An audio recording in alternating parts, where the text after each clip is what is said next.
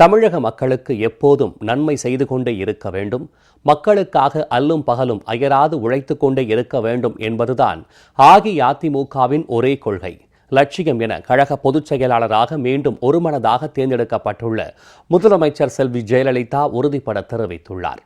கழக தொண்டர்கள் அனைவரும் ஒற்றுமையுடன் இருந்து தொடர்ந்து மக்கள் பணியாற்றினால் இனி எந்த சக்தியாலும் நம்மை வீழ்த்த முடியாது என்றும், தமிழக மக்களின் அடையாளமாக திகழும் ஒரே அரசியல் இயக்கம் அஇஅதிமுக தான் என்றும் முதலமைச்சர் செல்வி ஜெயலலிதா பெருமிதத்துடன் குறிப்பிட்டுள்ளார்.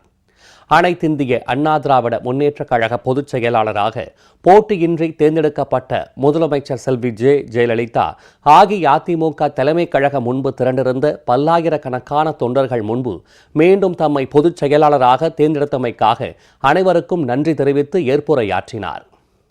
வணக்கத்திற்குரிய பெரியோர்களே, என்னை வாழ வைக்கும் தெய்வங்களாகிய தாய்மார்களே, இதய தெய்வம் புரட்சி தலைவர் எம்ஜிஆரின் இரத்தத்தின் இரத்தமான என் உயிரினும் மேலான எனது அருமை கழக உடன்பிறப்புகளே, உங்கள் அனைவருக்கும் எனது அன்பு கலந்த வணக்கத்தை முதற்கண் தெரிவித்துக் கொள்கிறேன்.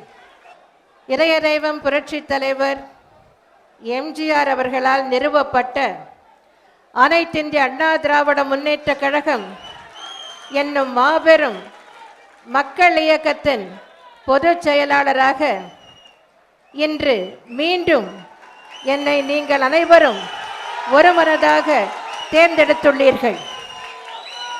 என் மீது எல்லையில்லா நம்பிக்கை வைத்து என் மீது அளவு கடந்த அன்பு கொண்டு நீங்கள் அனைவரும் ஒருமனதாக என்னை கழக பொதுச் செயலாளராக தேர்ந்தெடுத்ததற்காக எனது நெஞ்சார்ந்த நன்றியினை முதற்கண் தெரிவித்துக் கொள்கிறேன்.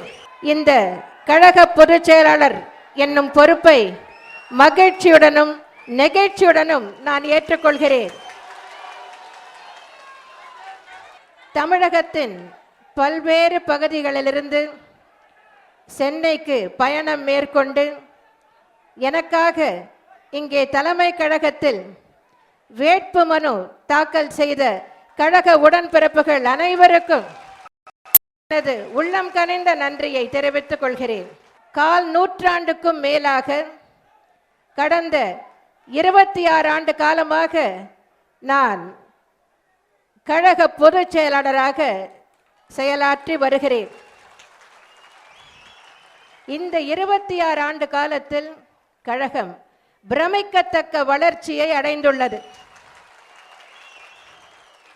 1987 ஆண்டில் இதய தெய்வம் புரட்சி தலைவர் எம்ஜிஆர் அவர்கள் நம்மை விட்டு சென்ற போது கழகத்தின் உறுப்பினர்கள் எண்ணிக்கை 17 லட்சமாக இருந்தது.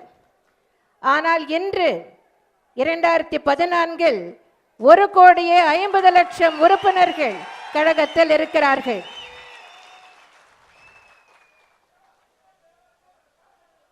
2011 ஆண்டில் நடைபெற்ற சட்டமன்ற பொது தேர்தலில் மகத்தான வெற்றியை அடைந்தோம்.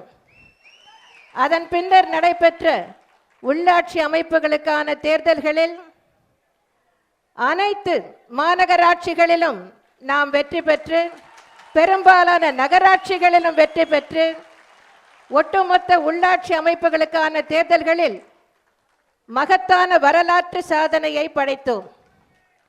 அண்மையில் நடந்து முடிந்த நாடாளுமன்ற மக்களவை பொது தேர்தலில் இனி யாரும் முறியடிக்க முடியாத ஒரு வரலாற்று சாதனையை நாம் படைத்திருக்கிறோம். இன்று அரசியல் களத்தில் எதிரிகளையே காணவில்லை. நம்முடைய பகைவர் எங்கோ மறைந்தார். காண்கின்ற இடங்களிலெல்லாம் மக்கள்தான் நமக்கு தெரிகிறார்கள்.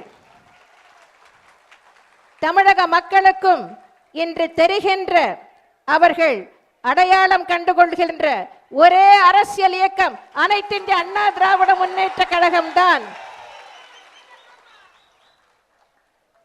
அனைத்திந்திய அண்ணா திராவிட முன்னேற்ற கழகத்தின் ஒரே கொள்கை மக்களுக்கு நன்மை செய்து கொண்டே இருக்க வேண்டும். அனைத்திந்திய அண்ணா முன்னேற்ற கழகத்தின் ஒரே லட்சியம் மக்களுக்காக உழைத்துக் கொண்டே இருக்க வேண்டும். ஒன்றுபட்டால் உண்டு வாழ்வே, நம்மில் ஒற்றுமை நீங்கிடில் அனைவருக்கும் தாழ்வே. ஒற்றுமையாய் வாழ்வதாலே உண்டு நன்மையே, வேற்றுமையை வளர்ப்பதாலே விளையும் தீமையே என்பதை மனதில் வைத்து